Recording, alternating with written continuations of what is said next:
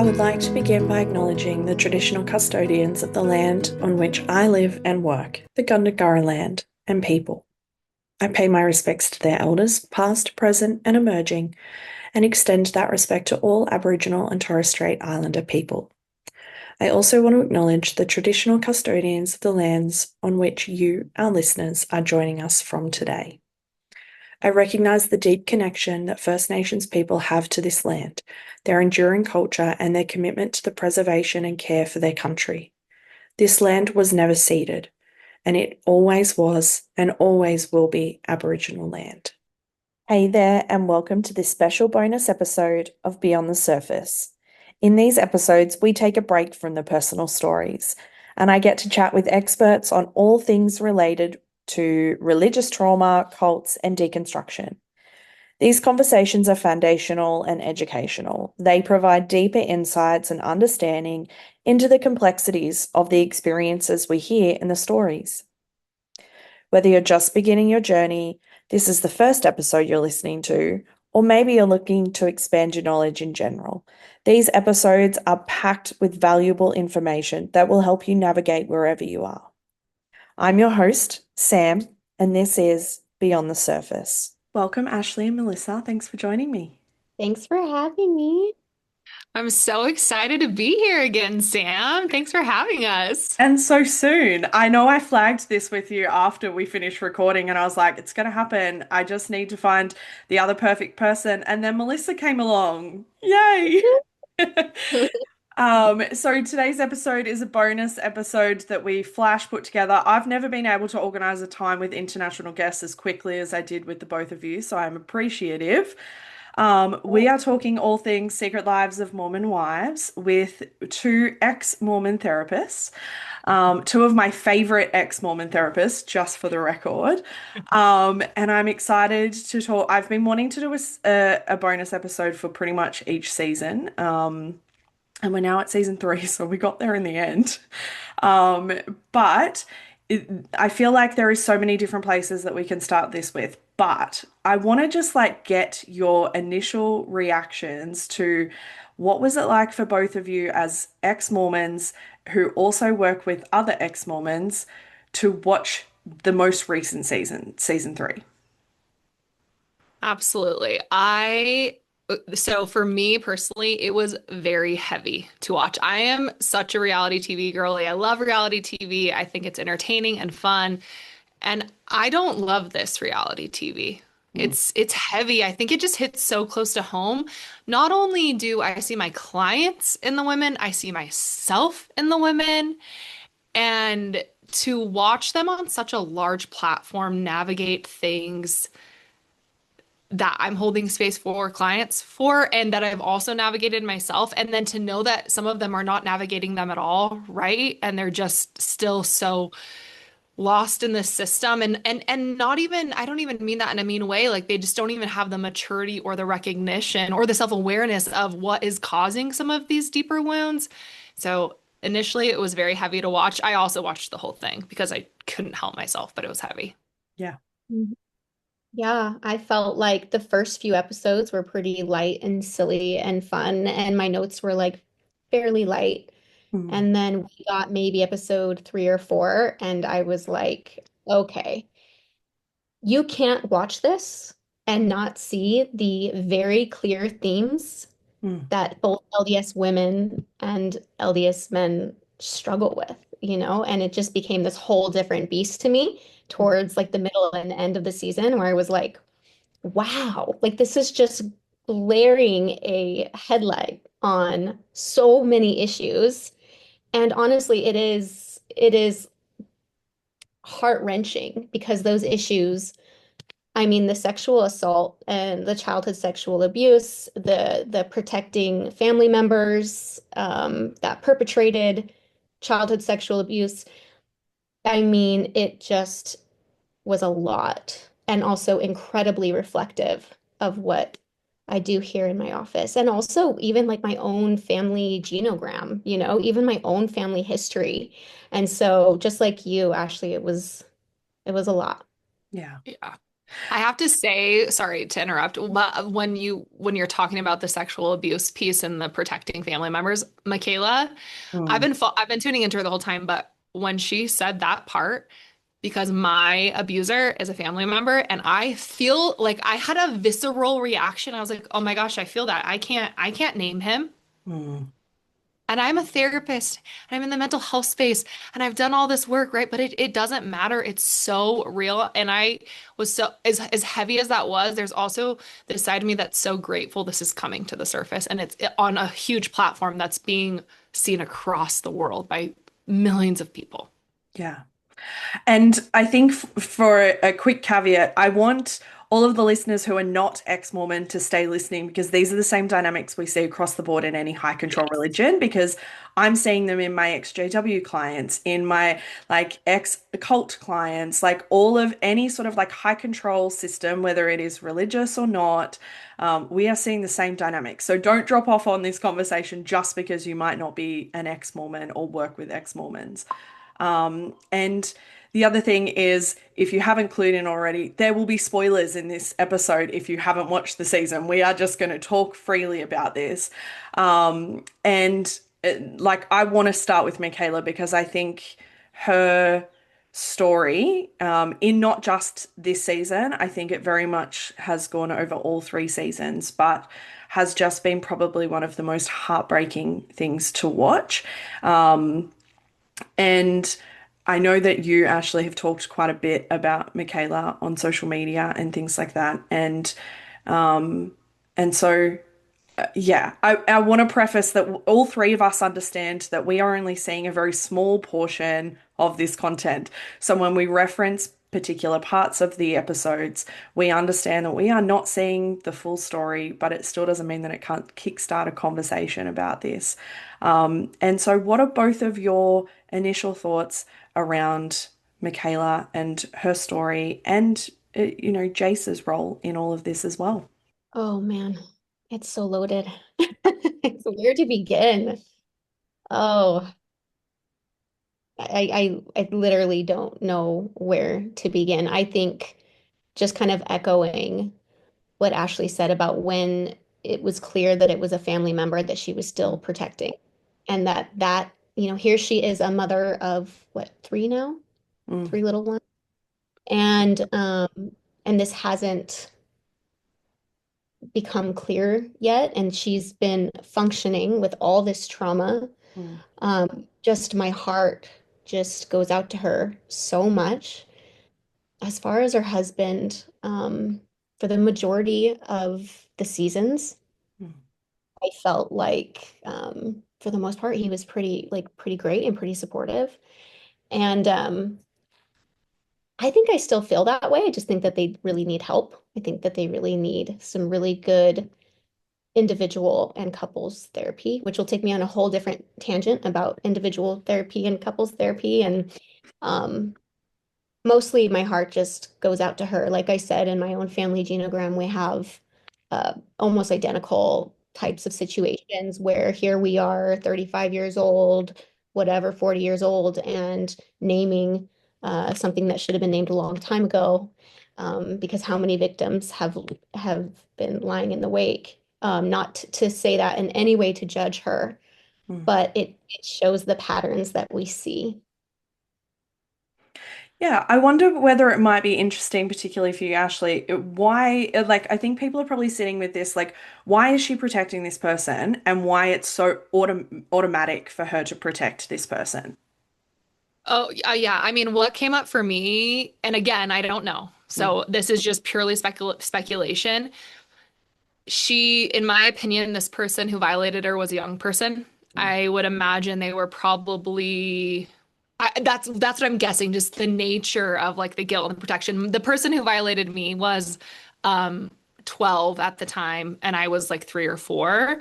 mm, And I'm not saying that that makes it okay or that that person is could have gone on to harm someone or whatnot, but I think you develop it's a really messed up relationship because there's a part of you that cares for this person, especially when it's a family member. And I think that when it happens at such a young age, you have a really difficult time taking like saying that out loud. I didn't tell anyone until I was 20, till I was 20 years old.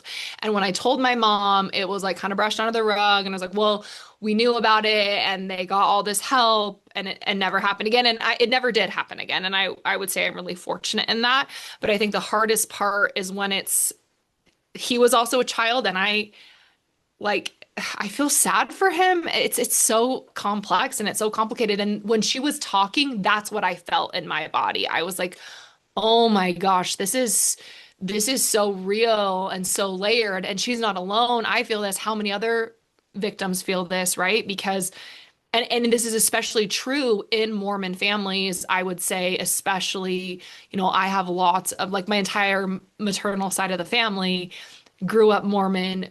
Sexual abuse is like just a part of it. And that's why I was abused, right? Like that generational trauma. And it's just normalized, accepted behavior.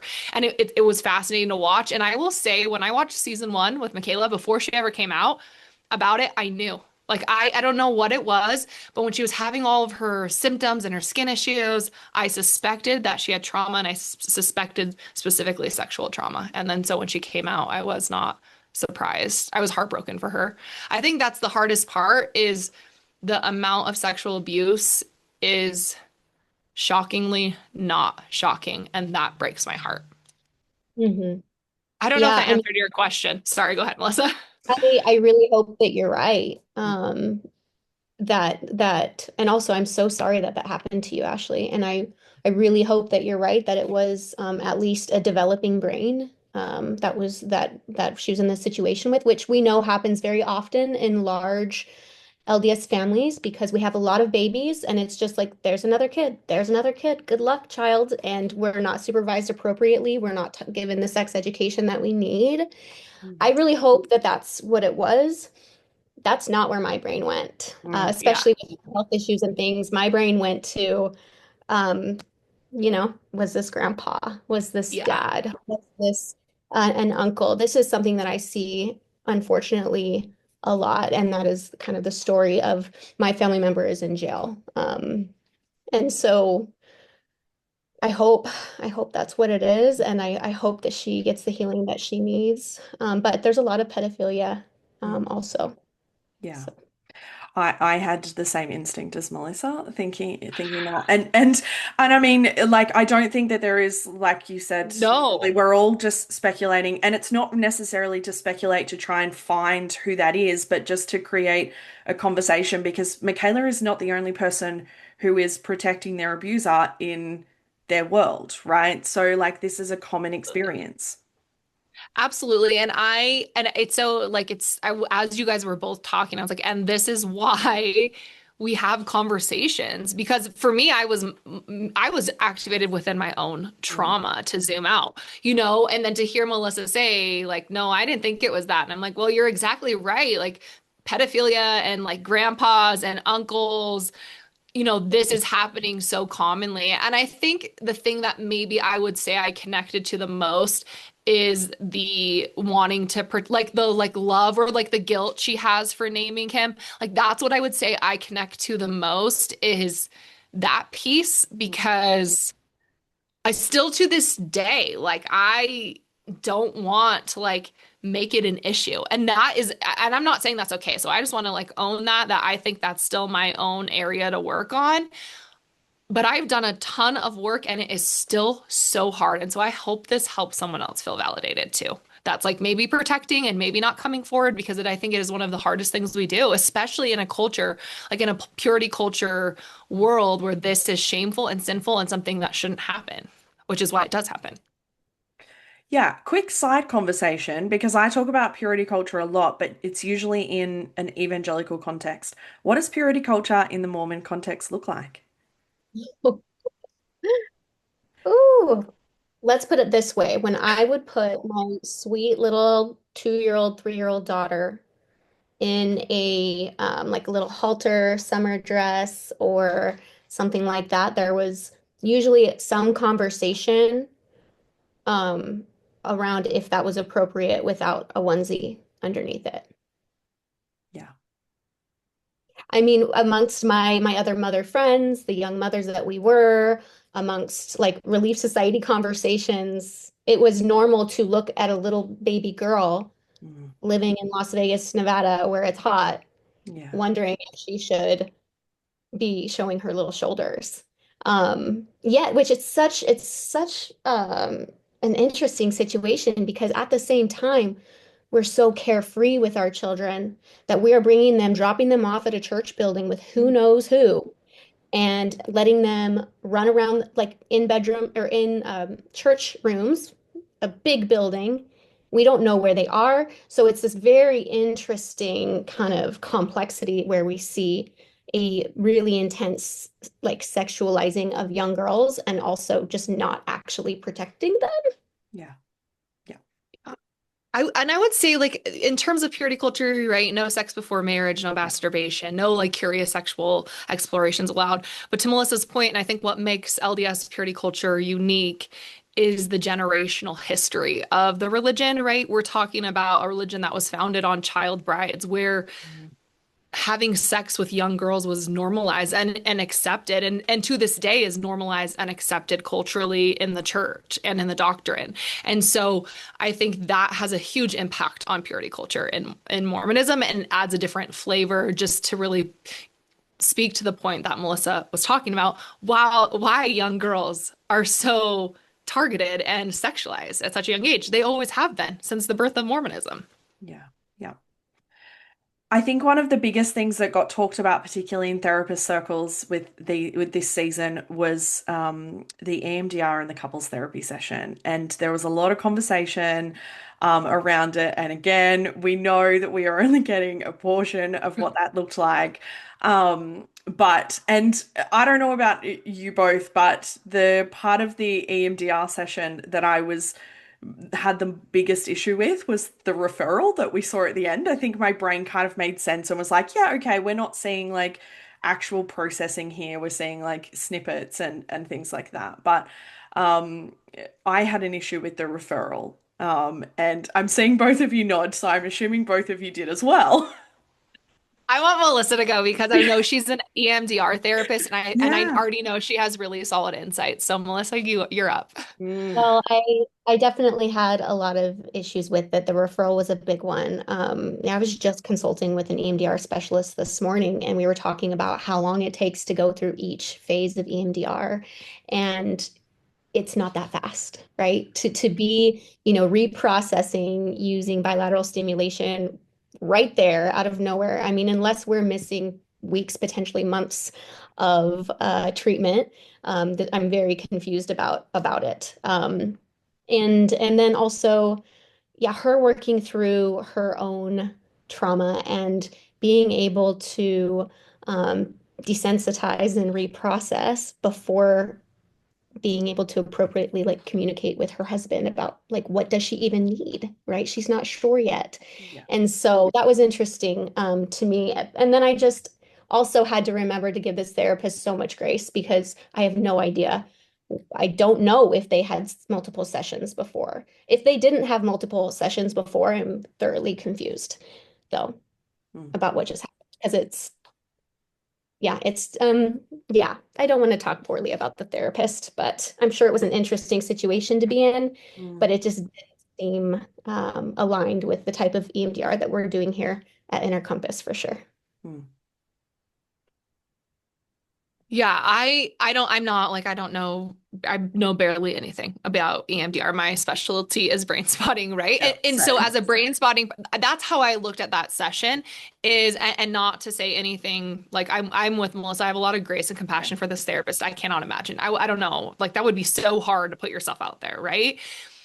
And do that. So I just looked at it. How would I approach this case? How would I approach Mm. Michaela? With the knowledge and insight that I use in terms of brain spotting and neurophysiology and as you're a brain spotting therapist, Yeah. Sam. So as you know, like it's not uncommon to brain spot in the first session with a client. Yeah. It's not uncommon to do that. And so I absolutely I feel like I absolutely could have with Michaela. Obviously would have been a very resourced approach, but I think it's a really good assessment tool to see where she's at in her nervous system But to then just refer her and tell her to go do couples therapist, I really had a problem with because she doesn't, I do think they need couples therapy, but she needs individual therapy. Like she needs to go and she needs a body-based approach to Mm. go in and get this trauma and work through it so that she can then show up in her relationship with her partner. I think couples therapy will be ineffective if she does not do body work. And I think we're seeing her still run into that. Like on the reunion, she immediately starts crying, and there's nothing wrong with that. But to me, that activation, let's work with that activation. Let's go all the way into the physiology of that so she can start to work through and process and make movement. And I just want her to have a really good therapist. Like that's all I want. To be honest, you guys, I'm gonna be straight up. I did message her. I was like, Michaela, here, not for me, but like, can I help like guide Mm. you to the right therapist? I know so many therapists. I haven't heard back, but like maybe Michaela, please message me back so I can get you set up. Like I clearly obviously have like such like a connection to her, but I think for me, as someone who is a survivor of sexual trauma, as someone who has experienced intimacy issues with my husband post having babies, and has I have done so much nervous system work, so much somatic work, and gotten to the other side and just known the freedom that comes through moving through this trauma. Mm. Oh, I just want that for her. I want it so bad. Yeah. And I think these conversations are important because most people who are watching the show are not going to be therapists who know that this is not how it goes. This is like the lack of resourcing, the immediate processing, the immediate referral. Like there are people who are going to be watching that and go, "Oh, is that what it is supposed to be like?" And I think that's the difficulty because what that looks like is really overwhelming and re-traumatizing to somebody who is watching that as a survivor. That does not look enticing as a survivor to go to therapy. It looks overwhelming. Michaela does not look comfortable. And I think that's part of the issue as well, in only seeing this tiny snippet of that. Do we need to have a conversation around trauma therapy? Yes. But there are so many survivors who are going to watch that who are going to be like, yeah, I'm not signing up for that. Like, and fair. If I watched it and I wasn't a therapist, I'm not signing up for it either. So it just looks overwhelming. And I think the lack of resourcing around it is really tricky. So how did you both like I don't know whether either of you do couples therapy? I I don't. do. Okay, right. So I'm curious, particularly then for Mellissa as a couple, because I'm also a couples therapist. What did you think about the session where Jace was in the room? My brain is a little foggy right now around that moment. What did you notice? Give me a refresher. Yeah, I'm just looking at my notes. The biggest thing that there was a couple of things, which was that there was a comment that he made about Michaela not having the motivation to do the work. And I was like, oh, why is all of the responsibility being put on Michaela here? And comments from the practitioner around like sex being like a level of vulnerability. And I was like, I just feel like we are missing so much around what it is like for a CSA survivor in particular to engage in sexual intimacy with someone and it being so much more than vulnerability. And I was like, oh, we're just missing the freaking point. Like, so much. You can see that burden on her. You can Yeah. see, oh, my whole heart just breaks Yeah. when they go on the trip and she's like, we're going to get freaky tonight. We're going to do Mhm. this. And she wants to be there. Yeah. And then you can just see how this burden is on her. It's like, get better. It's like, look forward to it. Treat it like it's the funnest thing ever. Like, and then you can see that, as the time goes by, it's time to get close to becoming intimate. And you can see her body just trying to get away from that moment as much as possible. And my heart just breaks for her that in that session as well, it was like, this is something that you need to figure out. And that's one thing where I really started to have some issues a little bit with the way Jace was handling it when he was like, I don't like you need to figure this out and I don't know if I can keep Yeah. doing this. It needed to be framed differently. Yeah. Um, yeah, absolutely. It just felt a little bit like it was being framed as like Michaela needing to make this conscious choice about it, even in the conversations that Michaela would have with Macy about it. And she's talking about her own experience and going like, I just want to be able to do it. Like I don't understand why like I can't enjoy it. And I just think, and I know that we are watching a reality show, not a therapy show, but I just wish that there was even a snippet of conversation before the reunion when she was talking about it being in her body. I just wish there was more conversation about it being like trauma responses and her nervous system response and it not being conscious and all of these things to just really highlight Michaela is not just being a shitty partner here. Like she's just not making like a conscious choice to withhold sex from her husband. Um, and so yeah, I mean, I want to jump to like, because Can I, I say yeah, can go. I say one thing? Because I just have a little bit different perception of Jace. Yeah. And I think part of the problem is the lack of education, exactly what you guys are talking about, and the lack of understanding of, and I think that's where the therapist really missed the mark to help Jace understand what is happening with Michaela, because I also think Jace is really open to learning. Like I get that impression from him. And I think also he grew up in a culture that hasn't taught him anything, quite frankly, when it comes to women and bodies. And then obviously he's not going to know anything about sexual Mm, abuse, right? Or what happens after you have birth, after you've been sexually abused. I mean, he has no information on that. But I do want to give Chase credit in that I think he would be, I get the impression from reality TV that he would be open to learning. And I think that's a really important part in a partner who, when you have another partner who has sexual abuse, sexual assault history. yeah, Mhm. absolutely. I want to use a moment from the reunion as a bit of a bridge into a different conversation because I don't want to spend the whole episode talking about Michaela, though I feel like we could.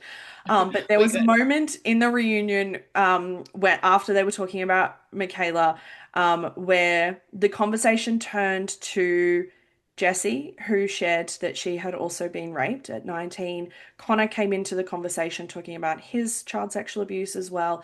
And Demi came into the conversation talking about the sexual assault from the season as well. And I just want to like throw this out to whoever wants to talk about it, essentially. But I am not one to compare traumas. I just don't think that's an important or helpful conversation. But I do think it is important to highlight that childhood sexual abuse comes with a developmental impact that is not there when an adult is sexually assaulted. And so I would love whoever wants to talk about that to talk about that because I think it's just an important part of the conversation that obviously was never going to be part of the reunion. But I think it is important as to why Connor and Michaela are perhaps responding the way that they are in ways that other people who have had sexual violence or physical violence, even Macy in that conversation, are potentially responding and reacting differently. I think for me, what comes up is every single one of these women grew up in purity culture, and purity culture is often a form of sexual abuse in and of itself. So I think that that is already a layer that they all carry from early childhood, right? I I've found everything with Demi to be very interesting and curious. I do think that Marciano absolutely like touched her or grabbed her.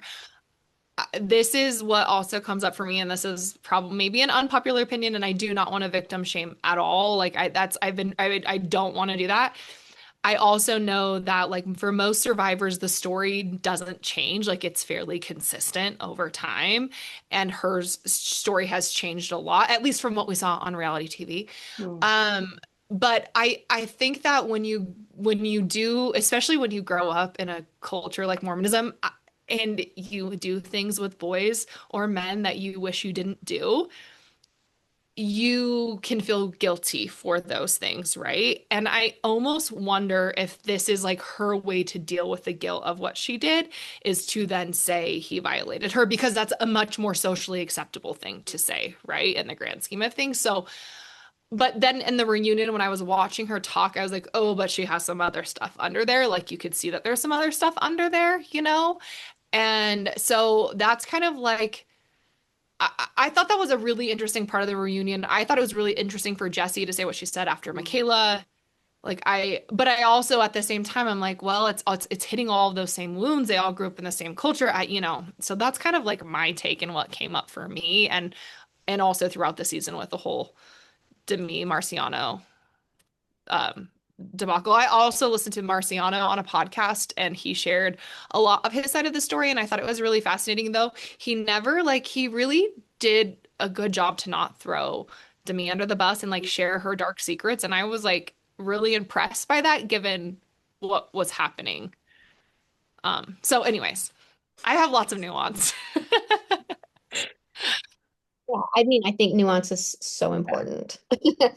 Um, what I noticed is how normalized um adverse sexual experiences, sexual assault, childhood sexual abuse is. Yeah. And as a woman, there is an internal struggle. There is an internal anger and pain and grief, even if these things haven't happened to you, because they've happened to your sister, your aunt, your cousin. And there is a major difference between what Michaela and Demi went through, Yeah. but you see the boiling point for these women. You see, well, I was sexually assaulted. Oh no, even Jen as well, right? Because Yeah. Demi says, well, you've never been through this, and Jen goes, actually, I have. And I'm just sitting there going, yeah, because this is a part of the experience of being a woman in a culture that is hyper fixated on sexuality while making it so taboo and so incredibly high stakes Yeah. that harm is done. And so whatever was boiling up over and over and over again for Demi, I want to have so much compassion for. And at the same time, it really also is upsetting to see her again and again kind of put herself right there with Michaela because what I'm seeing in Michaela's body is very, very different. So I think that should be said as well. Yeah. I absolutely agree. Yeah. And I had the same thoughts too. Actually, my husband, he's never Mormon, knows nothing like really about Mormonism. We're watching the reunion and he goes, wait, how many of them have been sexually assaulted? I was like, yeah, I know. I know. It's just so prevalent for all the reasons Mellissa just said. Yeah, absolutely. I feel like I could have taken a lot of notes about Demi in this season. She's been a very focal point, but I think that particularly the conversation around her raising the sexual assault with Marciano, I feel like brought up two things for me that I was like, I need to narrow this down into 2 points. The two things that came to mind, and the second one came out of the reunion when she referred to the contact that she was having with Marciano as fawning, essentially, that she was having a trauma response by continuing contact. And I would love to have a conversation around how the both of you saw that comment and what fawning looks like in this situation. Because I don't want to double barrel before I get to the second thing. I mean, I was like, oh, Demi's gone to therapy. That's Yeah. what I like think. I also I just like I do have a lot of compassion for her and the way she's being attacked and like taken down. It makes me sick. Like I just, she's still a human being and I'm not also justifying some of her mean behavior or whatnot. I don't know if I would actually say what she was doing was fawning. It just doesn't feel in alignment with me. Like fawning is appeasement. Yeah. Fawning is like keep sweet, pray and obey. Yeah. Fawning is people pleasing. Fawning isn't what she did with Marciano. It's not. And I think if like you were truly fawning, you wouldn't keep engaging with him. You would just get really small and quiet and Mm. move on, right? I don't know. Like, am I incorrect, Melissa? No, like I want to send love to Demi, and like I said, like Yeah. I know she's totally attacked. At the same time, I really see clearly that she's in her, yes, most of the time she's in her emotional mind, but when Mm. it came to the specific thing. I feel like she was also in her logical mind quite a bit. We see her talking to him about Jesse's situation and like also like figuring things out and telling people how to respond to things. And there's a lot of high level cognition happening there. And when we fawn, it's just about the opposite of that. So I don't really see that. Just as a trauma therapist, that's not what I would call it. But I do see how when she's confused at her own behavior, she was in the car talking to Whitney. She started crying. And she said, I don't know why I'm doing it. She was talking about like she's not sure why some of her behaviors were the way that they were. And I don't know if she's been to therapy. I mean, she could have just read something on ChatGPT, right? Real quick, and Yeah. she has some language. But I don't think that Demi understands why she's feeling so much. She's very Mhm. young. She got married very young. She's with a much older man Mm. who knows what she has been through that she is not disclosing. And so I don't know that she understands why she's doing what she's doing, but I think she is looking for language for it. And I think that's awesome. And as she maybe reaches out for some help, like we all do, like I have my own therapist, hopefully we all do, like I hope that she gets the answers that she needs, but I do not see that as a fun response. No. Yeah. And the second thing is that I thought it opened up a really interesting conversation around when there has been any sort of sexual violation, this conversation around there being, quote unquote, perfect victim, and it looking like everybody looking the same, responding the same. And I think that that opens an interesting conversation because I think whilst there was some discourse around from the other women around like whether this was adding up, whether it was lining up, um, irrespective of that, I think it opens a conversation of like not every woman in particular looks like the quote unquote perfect victim. What were your thoughts about that? I mean, yeah, I don't, Melissa, do you got any thoughts on that? It's a hard question. Honestly, like one thing that comes to mind is just how you live your whole life.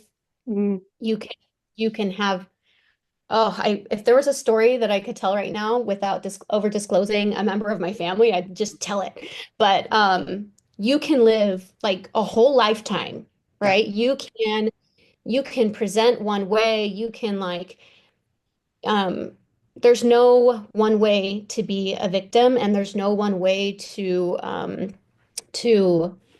finally share what happened or to conceptualize what happened. But when we get high control religion and that level of purity culture and the obsession with sex and the hypersexuality of young girls, also the enabling of men to not be like to feel like they are out of control. We teach boys and men that they don't have as much control as they do have. That this is just what happens. Mm, This is going to happen. We're actually orchestrating perpetrators and victims. mm. We're creating them with this Mm. dynamic. We will continue to create them. And so, um, and we also create a story that works to where you don't have to talk about it until you're 50 years old. Maybe then it will come out. I mean, so yeah. Absolutely. I think also too what's coming up for me is like the policing of sexual behavior. They were all policing each other's sexual behavior Yeah. to so much so that they were going to do a lie detector with this guy. And I don't I wasn't obviously I didn't even watch the Villa episodes, but I go back to Demi and that situation and like let's just say she was being flirty and doing all those things with Marciano. The way they all policed her after, I can only imagine how activating that was. And again, it's like, well, then does she start to question herself? Did I really want that? You know what I mean? Like I think this whole scenario was created based on like this idea of how we should be interacting with males, the policing of sexual behavior, Mm. like all of it, right? Even Jesse's affair. To me, like yes, she kissed him, but it's being blown out of proportion. Like this woman had a full blown affair for years having sex. Like she did not do that. And then it goes back to the whole swinging thing of them Mhm. swinging. Well, they didn't really swing, you guys. Like, by definition of what swinging is. And it's like so on brand for Mormon culture. And I think that's what also comes up for me with Demi, which is like I think she believes that it really did happen, and I think that makes sense to me if I think about it from a trauma lens Mhm. and just the history of it all. Does that make sense? Yeah, I would absolutely. have, yeah, I would have to agree with like that over monitoring part Mm, of the culture. It doesn't, it's not just about talking behind each other's backs, whether it's a ward council meeting or women or whatever.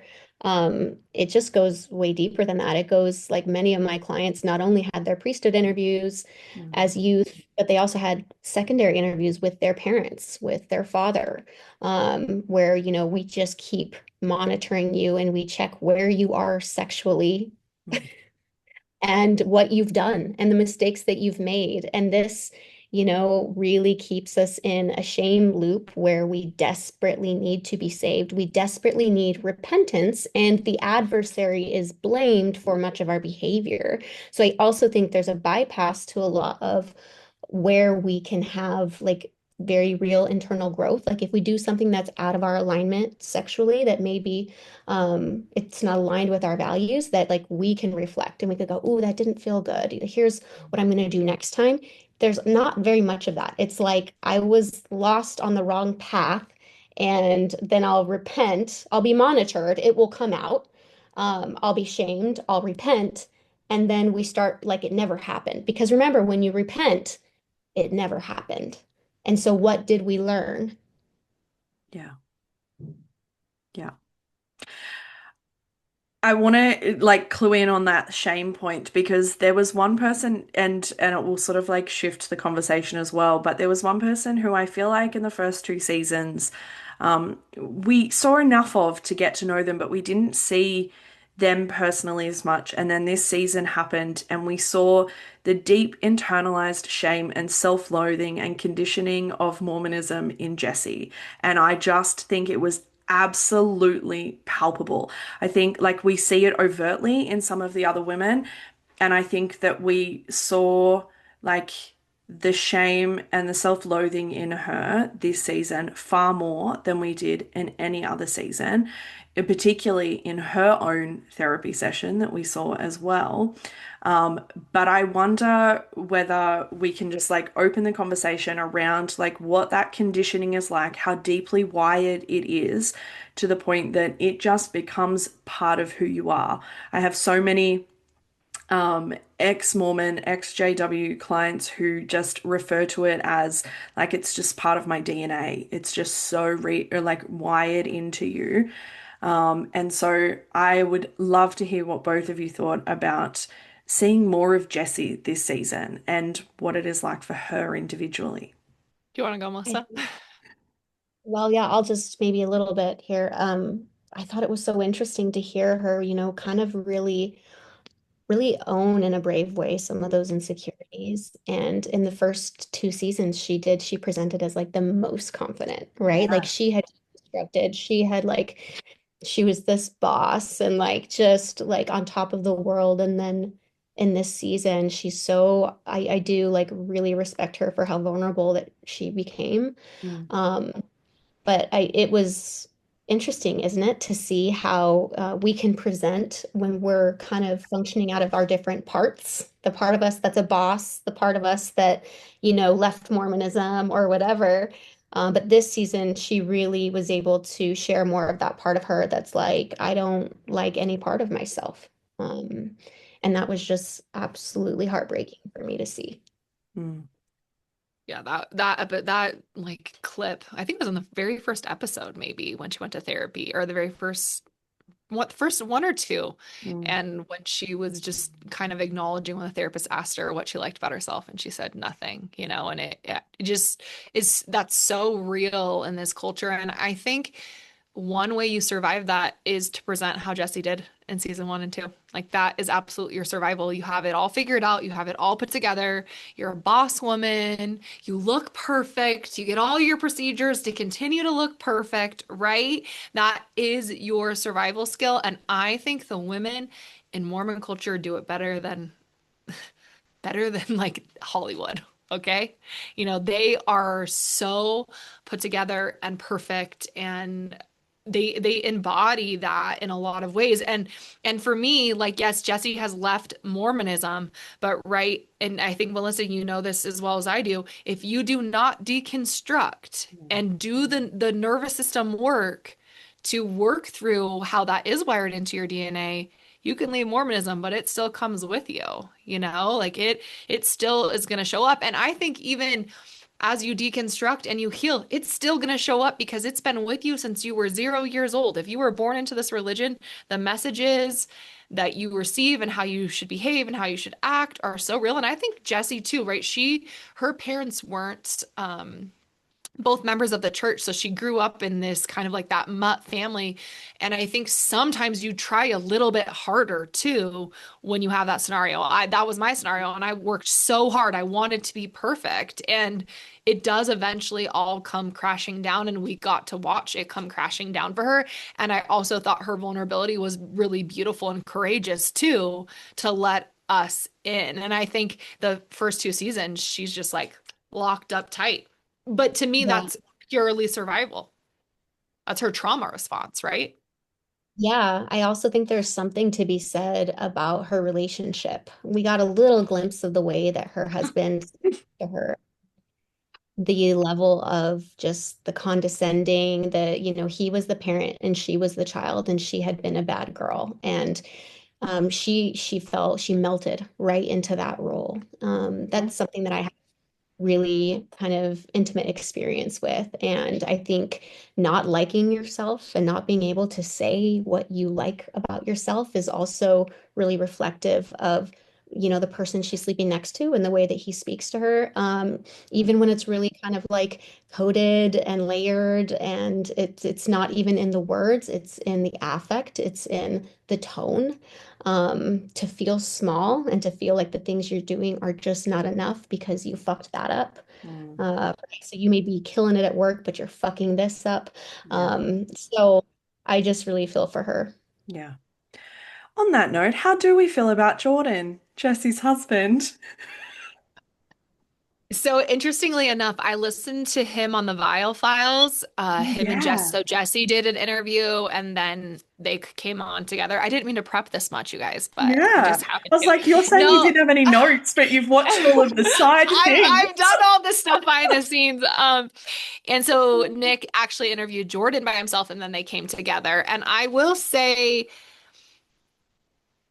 I want to have hope. Like, I want to have hope this guy can heal and do his work and he can let go of this like toxic masculinity that comes from this system. And I think for me as a therapist, what I think is essential in a catalyst to change is ownership. Your ability to take ownership for how your stuff, and I'm thinking of the reunion now, And saying ownership, but like, accountability. yeah, but your ability to own how your shit is showing up in the here Yeah. and now, right? Like to own and say it, like, this is how we got here. I see how we got here. But in this interview, whenever he's asked that, it's just like, well, she had an affair. Bro, we know she had an affair. Like, Mm, stop.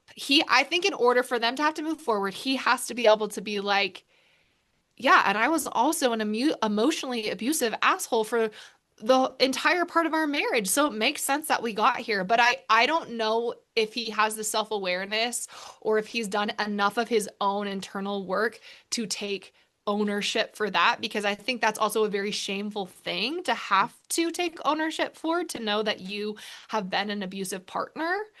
And I just have seen so much in this culture, in a high control religion culture, how shame keeps people from ever taking ownership. I mean, look at the church as a system. It's founded on a system of shame and it never takes ownership for any of the harm it causes. So for this, which is, it's so funny that that none of them could take ownership, right? That's the system they come from, a culture that does not do that.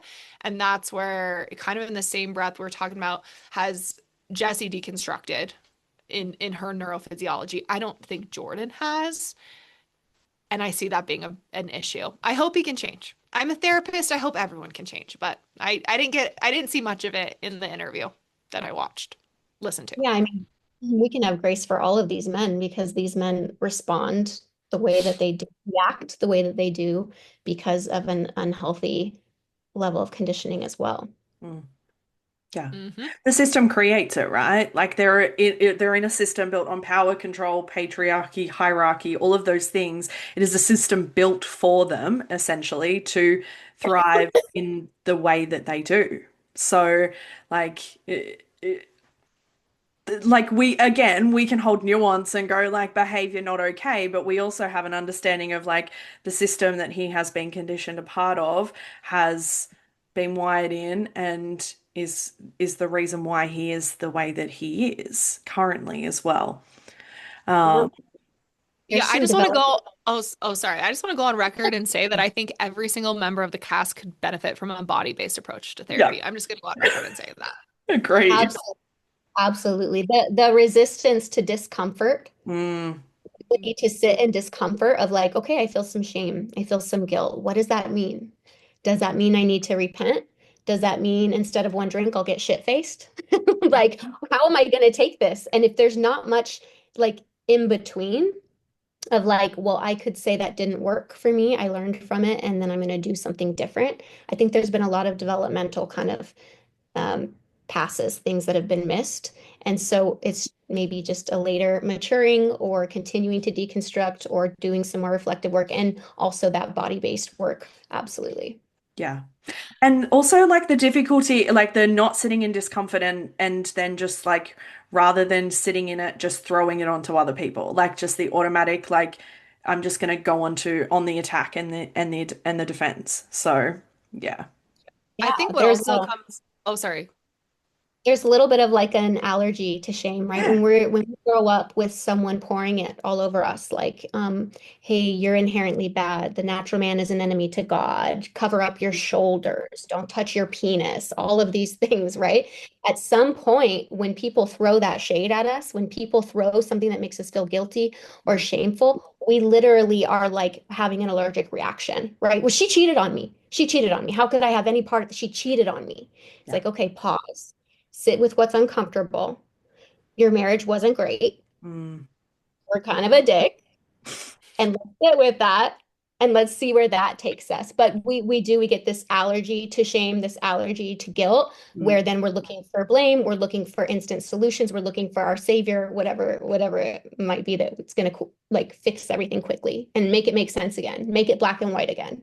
mm, Yeah. Well, what I was going to say, what comes up for me is just the level of emotional immaturity all of this creates. Everything Melissa just talked about creates so much emotional immaturity and ability to understand one, your own emotions or other people. And I think that's very common in high control religion. You're very stunted emotionally because you are told certain emotions that you feel are of like the devil, or you're not allowed to feel certain things. And you're never taught to actually sit with things. You're not taught how to be uncomfortable. If you're uncomfortable, you go pray or you go repent, right? You don't actually go inward and notice what is the anxiety, what is the anger, what is the confusion. You don't ever sit with that. And I think then that comes out as emotional immaturity and the inability to not react in situations. They're also reactive, which is mm. very on brand.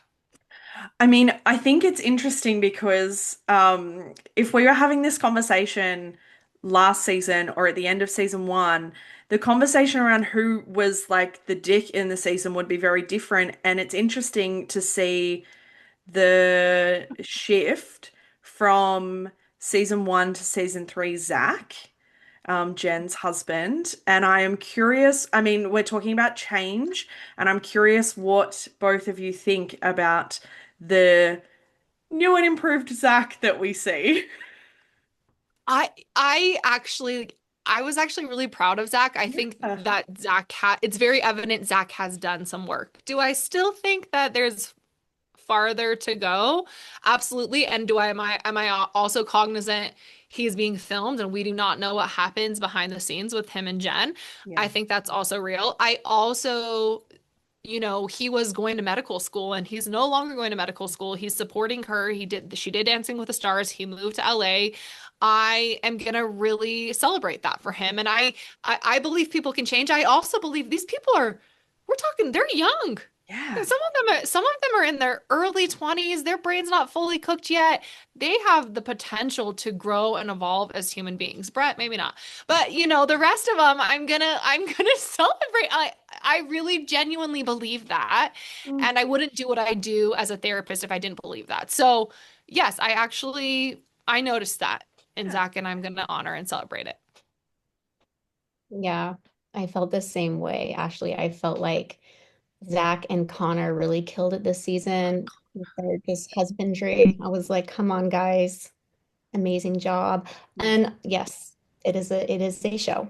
We don't see what happens behind closed doors, but um, I don't know. I think that Mormon men have the sweetest, most tender, wonderful hearts when they really want to do what's right, and they really are humble enough to kind of let that ego state of you are the presiding priesthood holder when they can let that go. And there's so many good parts too. And I really think that there was a lot of that with Zach and Connor.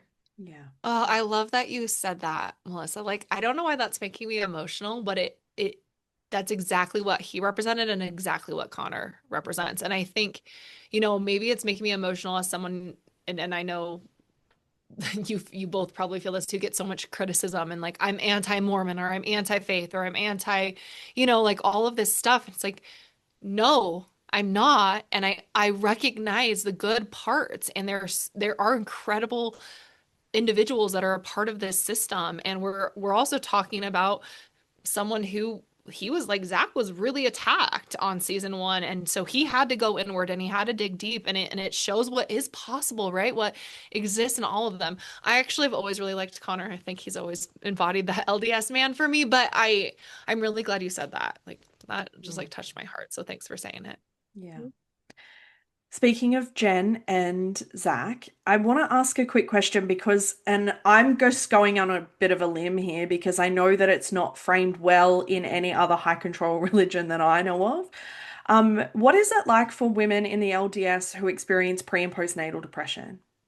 Oh my goodness. Especially when their God-given gift is to be a mum, and that just there is like palpable levels of spirituality layered onto that to be experiencing any sort of mental health concerns around being a mum or having a baby and being pregnant. I can't imagine that that is represented well in those communities. No, your purpose is to bear and raise children. Yeah. And it is not that big of a deal because we start doing it when we're 18, 19, 20 years old, and it's expected. And we do it one after another, after another, after another, after another. Mm. And it's often so traumatizing that it's not until years down the road when your nervous system has regulated and you've kind of become who you are that you look back and you go, I was going through so much. I was not okay. One of my favorite things is to support LDS women and young girls who are, having baby after baby after baby, just help support them in their mental health because it's just run of the mill. It gets to the point where it's like, okay, there's another baby. Oh, you popped another one out. It's a joke. Then mom is handling everything at home. Dad's back at work. We're back to the picket fence life that it really isn't working, by the way. And these women are just not taken care of, Mm. um, unless by other women, right? The Relief Society will show up. But culturally, the expectation on LDS women is something that just kills me. And also that's related to personal experience. Me and my family members, my mom, it's generational for me. Mm. My mom had 8 kids back to back to back. And it was just, you lose connection with your body, right? It's a disembodying experience. Yeah. I think like I don't have the same level of personal experience as Melissa because I didn't get married until I was 28. But and so Melissa, I'm like, please interject. I feel too part of the problem is women can't say that they're like struggling with being a mom. You're not allowed to say, I don't know if I want another kid, or I'm having a hard time being a mom because that is your divine purpose. And I would even argue, I think some women aren't even allowed to like go there consciously. Their body probably feels it to some degree, but they can't even like think about that. And I think for me, I've been actually thinking about this a lot personally because I didn't get married till I was 28. I didn't have my first kid till I was 30. But one thing I've really kind of been unpacking and taking a little bit of ownership, there's that word again, is did I actually choose to have children? And I love my kids so much. I wouldn't change it. And I didn't make the choice to have kids until I was 30, but I actually don't know if I chose it. I think I slid into it. So if you guys have heard of sliding versus deciding, right? When you're talking about couples that are cohabitating, did you actually, and you could probably apply it to couples growing up in out of control religion, did you actually decide to get married or did you slide into it? Was it just like the next thing you were supposed to do? And I think about how hard that has been for me to acknowledge in my own journey as a mom. And I cannot imagine that as like an 18, 19-year-old, 20, 21, 22-year-old mother. Like that is so hard to even name. And it's been so hard for me to name. And that's what comes up for me. And I think then a lot of times their mental health stuff is spiritualized. Mm. Well, if you just pray more, are you reading your scriptures enough? Are you wearing your garments? I've had a lot of clients who have experienced miscarriages or fertility issues, and they are often met with, God wouldn't give you anything you couldn't handle. Pray more. Are there things you haven't repented of? It's not actually addressing the real core issue and the real struggle and having empathy and compassion too. So I think that's another component of the mental health too. I don't think I think women are suffering so much in this culture, but they are not seen, they are not heard, they are not believed. Mhm.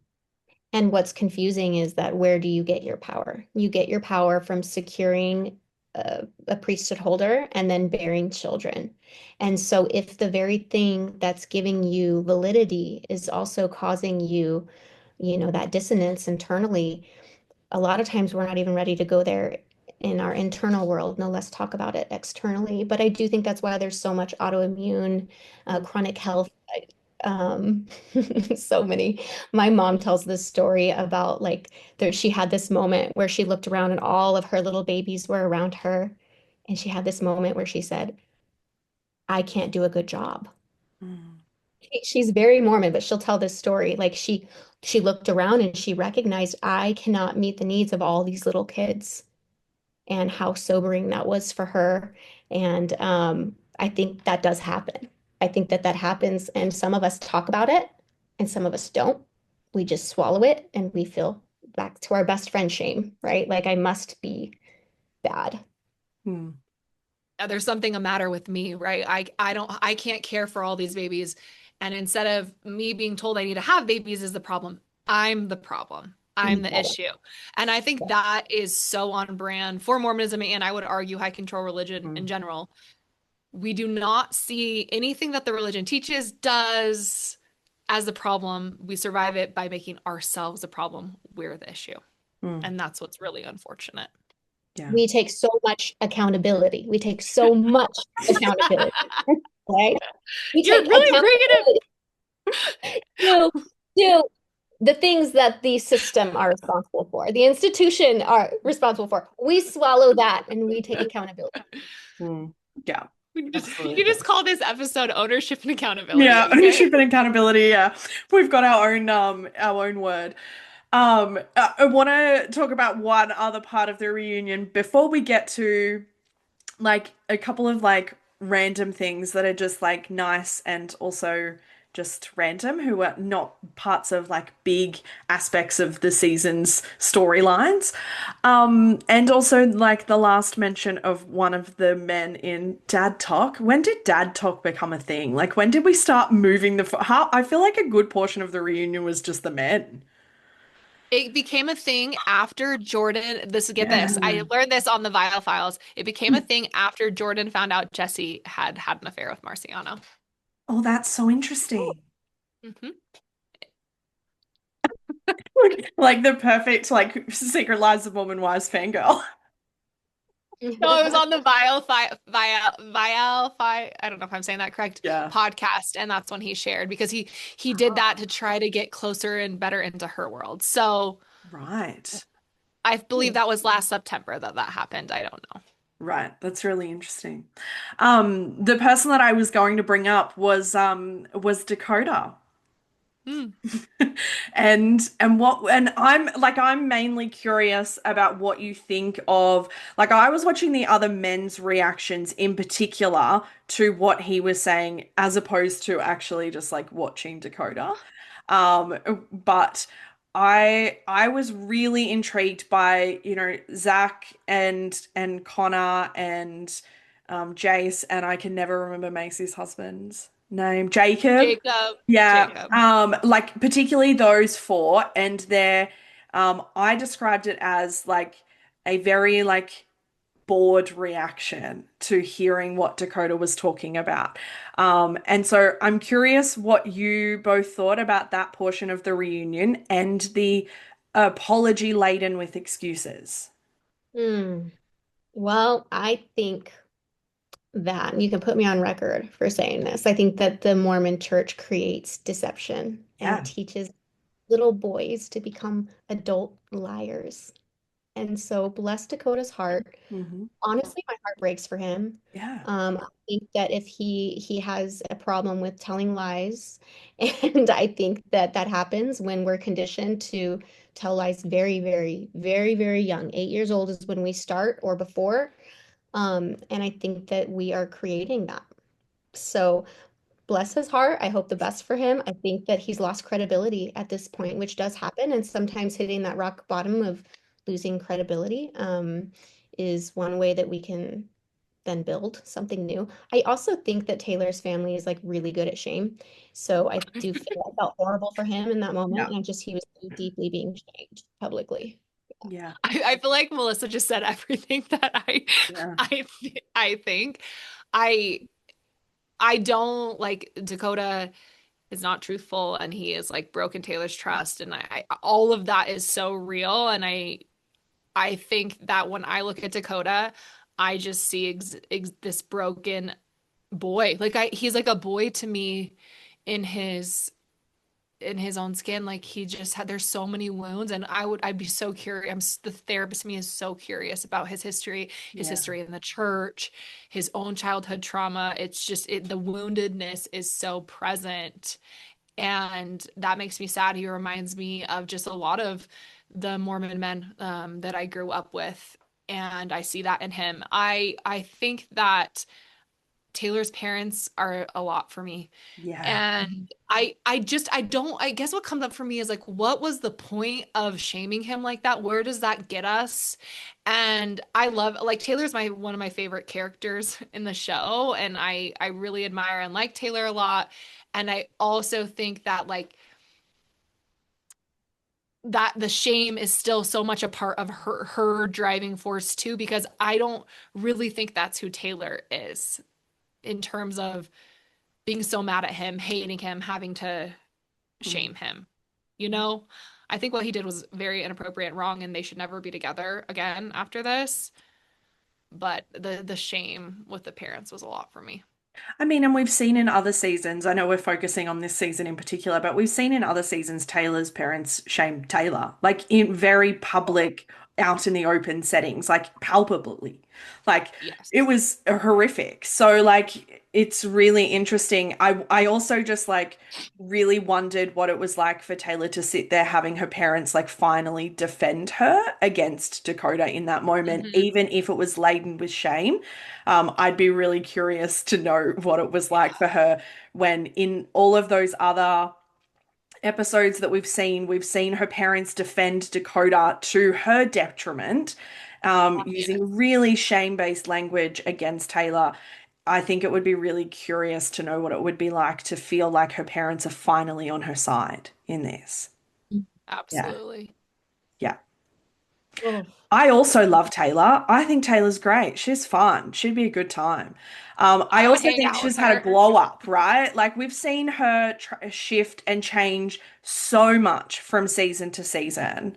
And so yeah, I'd love to know what you both think about that and the way that we've seen her shift and grow and glow.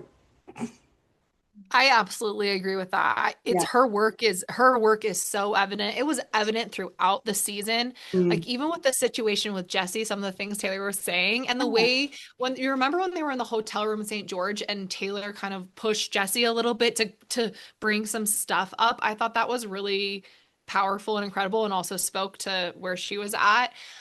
I always think Taylor takes a lot of ownership. That's Mm. my probably why I like her so much because she is owning her struggles, her stuff. Even when she like does stupid things like go back to Dakota, right? She still owns it. Mm. And that's why I love her. I think she's made a ton of progress. I think there's more to be done, but I also think she's in a really tough position to be in the limelight and in the way she is. I Mm. can only imagine the pressure that comes with that. But I will say from season one to now, she's made tremendous amounts of progress, in my opinion. Mm. Mhm. Maybe Taylor's next step will be owning less or taking accountability for less and looking Mm. honestly at the it came out of and looking at, hey, mom and dad, it's not okay that you spoke to me this way because your voice to me became my own internal voice. Um, and I think, I don't know, it's just so complicated. The Bachelor now happening, like there's just Mm. so much in here, like systemically and with sexism and with what it means to be a valid woman coming out of that culture. There's just so much that these women have to prescribe to be taken seriously. And I'm like, part of me is looking at them and I'm like so happy that they're being taken seriously in so many ways. They have these opportunities, like we're seeing Whitney go on Broadway and like all these things. And another part of me is just remembering what it was like to look in the mirror and go, but if I'm pretty, then I'm valid. If I'm pretty, then I'll have opportunities. If I'm attractive, because that is what gives me value to the men, Mm. the boys. The men and the boys are the key to my power. Mm. Yeah. And I see that. I see that here. And that's a societal thing, but it's really, really a Mormon thing. Mm. Yeah. There is Yeah, I one. think that. Oh, sorry, Go. go ahead. No, go. No, I was just gonna say that I think that's all that really speaks to the heaviness that I feel when I watch the show. Melissa is just like these women living their lives and also now they're being thrown into fame, but we also know how unhealthy they are, right? In their wounds and what they're navigating and what they're also not addressing and they're getting launched into this world of fame. And I think I said to my husband the other night, it'll be so fascinating to see where they're at in like 10, 15, 20 years, what happens, right? Because we've also talked about they are very young and they're at this like crucial brain development stage. And I think it's kind of this opportunity where you can go one way or the other and what happens. And so I'm curious to see that. Yeah.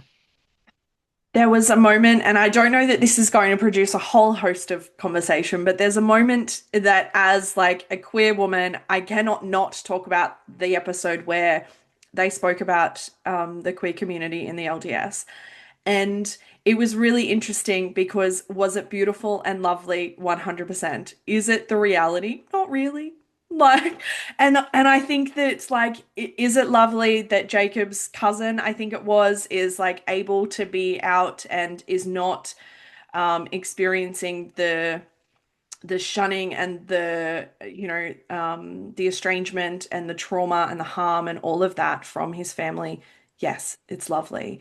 But it is not the reality and it certainly is not the norm. And so I am curious as to ex-Mormon women what it was like for you to watch that scene.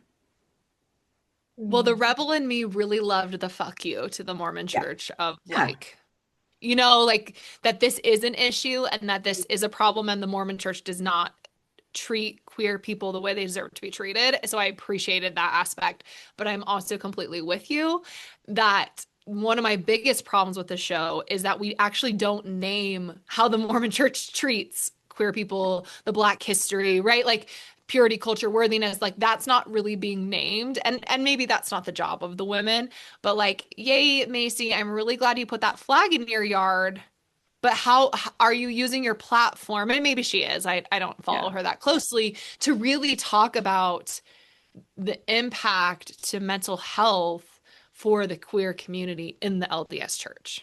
Yeah. Mm. For me, as a post-Mormon queer woman, it felt, it just felt like a little hug. It Mm, was pretty simple for Mm. me.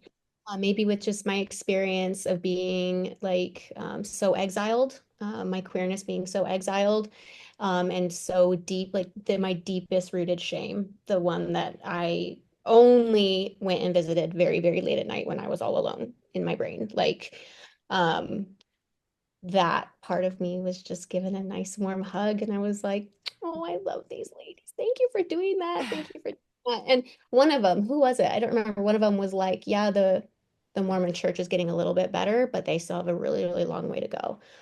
She said that. I don't remember who it was. But I felt great about it. It was pretty simple for me. yeah. It was really beautiful to see it spoken about, even if it was in a like that there were like watered down elements, I guess. And again, we're watching a reality TV show and they're not going to necessarily give us a play-by-play of like the reasons why this is not what it is like, or the reality or the norm that this is like in some cases a rarity that someone is able to come out and not necessarily experience the layers of shame and suppression and estrangement from their family. And so it was, again, nuance. Maybe we have a second word in this episode. We can like love that it was platformed and a conversation was had.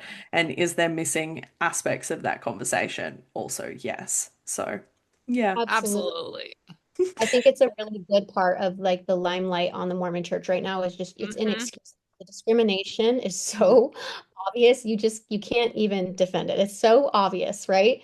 And so I think, if when I rewind myself to like maybe my 24 or 25-year-old self, if I had seen something like that, I think it might have been really healthy for me. And Mm, so I think I was kind of thinking about earlier versions of me just seeing like, no, like they love the gospel and also they love their queer cousin. Like what if I was their queer cousin? Like maybe people would still love me. There wasn't even room for that like back when I was LDS and secretly queer, yeah. I feel like.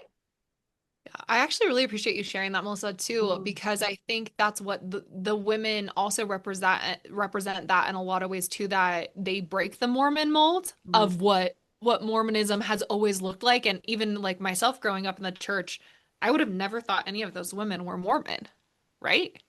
Because of what they wear, how they show up in the world, how they celebrate the queer community. Like none of that is allowed. And so I do think for them to put this on such a public sphere for the world to see, that's why I was like, yes, so mm. happy. So happy for this. Good luck, Mormon Church. That's what I thought. Yeah. And as an extension of that, because obviously she was a pretty like sizable part of all of this, seeing as she is the wife of Jacob. I love Macy. To me, I've left like my favorite person to the last part of this conversation. I love Macy. I think her ability to call out the toxic shit in the men in the group is just like my favorite part of her personality. But she doesn't do it cruelly. She doesn't do it aggressively. And so I wonder how you both see Macy in all of this. I really like Macy as well. I think that she is outspoken and she speaks what's on her mind. And I don't get the sense that she and Jacob have like that traditional marriage that you see in the LDS church. With that being said, I think the thing that I'm super curious about is what is it like for Macy, like in terms of her own inner self, her own inner work, because she's a part of a system that says you have to do all of these things. You have to check all of these boxes. You have to behave in this way. You Mm, know, how does that impact her on a neurophysiology level? Like, you're not even conscious, right? Is there any like any lingering impact of that, to go to church and know you're not following any of the things that you're supposed to. And I guess, what I'm hearing, and especially from the younger generation of LDS members, is that you can be progressive and do all these things. But I just get super curious about how that impacts you when you're not following the rules. I don't know, Mellissa, what you think, but Mm. I think it's tricky when you're swimming in the water and it's all you know. You're swimming in that pond. And for the pond that she's swimming in, I think she's such a baddie. Totally love her. Mhm. My heart was really just going out to the women that were like postpartum and having babies, and my favorite thing about her was like her relationship with pregnancy this whole season. Like I just loved it. She's like, I'm pregnant, bitches. I do what I want. I loved it. I loved it. I love how she was like enjoying her pregnancy, and yeah, I thought she was great. I love the conversation that her and her husband had in her backyard, Mm, right? Like Mhm. I love how she held her ground, and they spoke as equals, I felt. mm. And she didn't question herself in that. Um, yeah. In fact, at one point, I think she said, "Why are you not saying these things?" Like she's calling him out on his role in these conversations, going like, "You're standing here recognizing it with me, but like, why are you not saying it in the actual thing and in the actual conversations?" And so, there's an element where she's certainly not coming underneath him in any of those, well, not what we're seeing anyway. Mhm. Yeah. Yeah, I would absolutely agree. That's why I'm like, they have, in terms of the best relationship that we've Mm. seen on the Yeah. show, it is them. Yeah. Absolutely. We have answered most of the questions that I did throw an Instagram story out, and we have answered most of the questions.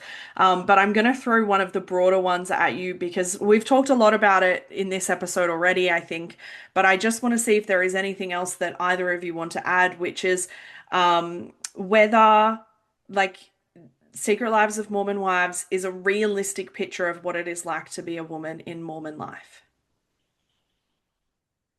I think a lot of the core issues are very real. Yeah. And I think that these women actually experience a lot of privilege Mm, that most LDS women don't have. And so when it comes to the core issues, many of them, yes, that's real. But is that what it's like for my nieces sitting in church, my active family that I love? No, they don't have as much access to the freedom and um, the platforms and um, many of the things that we're seeing these women have access to. Even just the friendships. Not that those friendships are super high quality, but even that, I mean, because you're at home caretaking, right? You don't have money for childcare. You're living on a one household income and you've got three under three or whatever. Like, so no, mm, no, but yes. Yeah, my answer is similar. I really agree with the privilege aspect mm. for sure. I think too, like I understand why Mom Talk got started for all the reasons why Melissa just said. They're like women at home taking care of babies, and then they started getting together, and TikTok's big, and it's fun to make videos together. It makes sense to me. Mom Talk came out of being a part of this system that was very restrictive. Mm, I think that majority of LDS women do not live the lives that these women live. mm, But I will also fully agree with what Melissa said, that the core issues are the same. When I'm watching the show, I'm like, this is my clients playing out on the big screen in a more dramatized way, obviously, but their mental health issues, their relationship issues, their sexual issues are everything I am seeing in my office.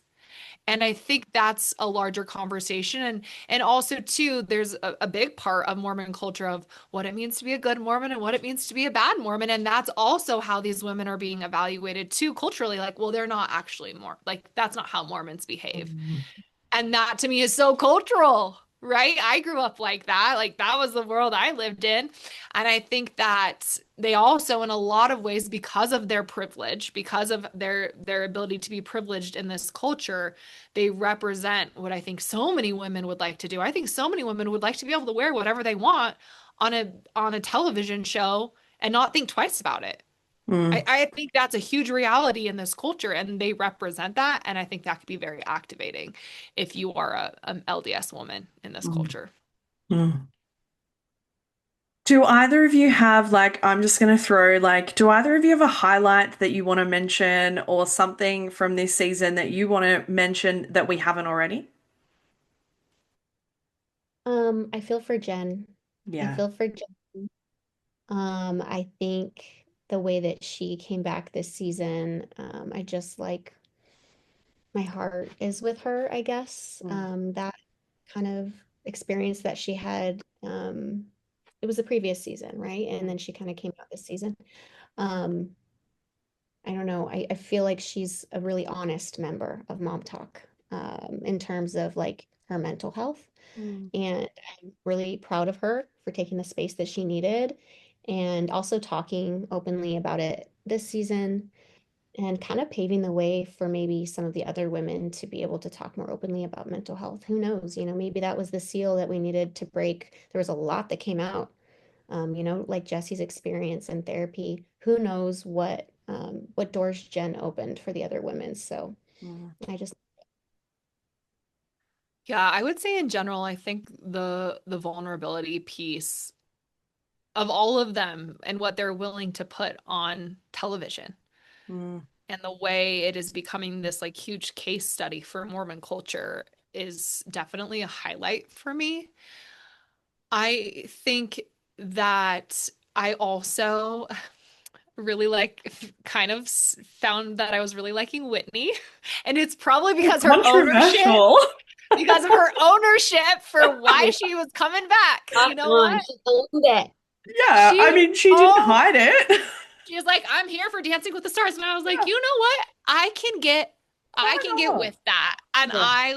so I've seen Whitney in a different light and I think she's kind of a character. I think she plays a character and I like watching her videos and I think she did phenomenal with Dancing with the Stars. I didn't watch it, but Mm. everything I saw was phenomenal. So, yeah, that's another highlight that was an unexpected one, but she can take ownership, you guys. Let that be known. That's a very, Whitney I is mean, that's a big controversial statement considering I feel like Whitney's the one who gets hauled over the coals as being like the one who can't take accountability. So I love that. But to be fair, you're right. Like she was upfront and honest. She was back for Dancing with the Stars, and I was like, sure, go for it. Like, why not? Like, why is that deemed a bad reason in this case? No. Yeah, I love Whitney it. is who Whitney is, and I Yeah, feel like yeah. she's kind of been like that always, and I kind of love that about her. Mm, That I think that's what it is for me too, is you like she is who she is. Like you get what you get and she's gonna put it all out there in a different way than Taylor puts it all out mm, there. Like Whitney is just her own person and I think that's I'm like, okay, I know where Whitney stands, like in that regard. yeah, yeah. I am going to finish this episode in a similar way that I finish my regular episodes, which is like some form of encouragement. But I'm wondering if both of you can speak to the current LDS women who might be engaging with this content, either completely or even impartially, whether like out or secretly, who are watching this play out in any way. I would just encourage you, if you're watching The Secret Lives of Mormon Wives or you're listening to this episode, Mm, or you're listening to any of our work, to just don't be afraid to be curious and to be curious about yourself and to be curious about the world. And if anyone tries to make you feel like being curious is wrong, I want you to know, woman to woman, that that is not okay. You are entitled to curiosity and exploration, and you are entitled to safety. mm, And safety looks different, starts to look different once you are able to be curious. mm, And so please just know that I am here for you because I've been there. It's so many of the things that we're saying today, like I'm sitting here literally having parts of me come up where I'm like, Melissa, you were 100% that. You know you did that. You were that shaming. You were that girl. Like all of those things because I have been all of those things, I feel like. And so just know that compassion and curiosity are your friends and you are not alone. And I will say that I have been so pleasantly surprised, not only at how the world and the universe opens its arms to us post-Mormonism, but also how other post-Mormons and ex-Mormons open their arms. And there's a gentle place to land. And I just hope that you feel safe enough to explore knowing that. Well, I can just say I know why Melissa and I are friends because I was literally gonna say to be curious. So I don't want to repeat what she said. So everything Melissa said, I would agree with wholeheartedly 10 times. I also would just really encourage you to allow yourself to be where you are. You don't have to make any sort of decision. You do not need to decide whether you believe or you don't believe. You can just be where you are, and that there isn't a right or wrong way to do any of this. To really lean into that curiosity piece Melissa was talking about, to be open. I think openness to all possibilities, put everything out on the table, let everything exist, and know that the people who are safe and who care about you won't have an opinion on where you should be or where you should land, right? Like that's what I want to say. I think as someone who works with LDS women and former LDS women, it doesn't matter where to me where you land on that spectrum because I'm here to show up for you. I love to just be right here with you wherever it is that you're at. And I think when we can be right with ourselves in that moment, it can be super powerful, like giving ourselves a hug to know that we can get through this. Because when you're in that place where you're questioning, or maybe you're more nuanced and it feels stressful, we can become more anxious and more stressed. And what do we need? We need someone to hold us and be there for us. And if you don't have anyone in your immediate environment that can provide that support for you, can you go inward and seek it yourself? Or we are all on social media. Seek us out on social media. We are a safe place. Find your safe people. Beautiful responses. Thank you. And if people do want to find you, the details will be in the show notes, but what is the quickest way to find you both? I am at AshleyB_therapy on Instagram. And I'm also on TikTok now. It's my new thing. Oh, fun. TikTok's like the wild, wild west. You can Mm. do a lot more stuff on there. I saw that. Actually, I was so impressed. I'm so scared of TikTok. I'm trying, but um, you can find me at Mellissa Perry Therapy, two L's and two S's in Melissa. It's a little weird. Or Inner Compass Counseling on Instagram. That's the easiest way to get to me. All of my links are from there, whether you want to book a session, you want to buy a faith transition journal, you want to join a group, whatever. Beautiful. Thank you both for having this conversation with me. It has been so fun. Thank you for having me. Yeah, with us. thank you for having us. It was so fun. Could do this every day. Thanks for tuning in to this episode of Beyond the Surface. I hope you found today's conversation as insightful and inspiring as I did. If you enjoyed the episode, be sure to subscribe, leave a review, and share it with others who might benefit from these stories. Stay connected with us on social media for updates and more content. I love connecting with all of you. Remember, no matter where you are in your journey, you're not alone. Until next time, keep exploring, keep questioning, and keep moving forward. Take care.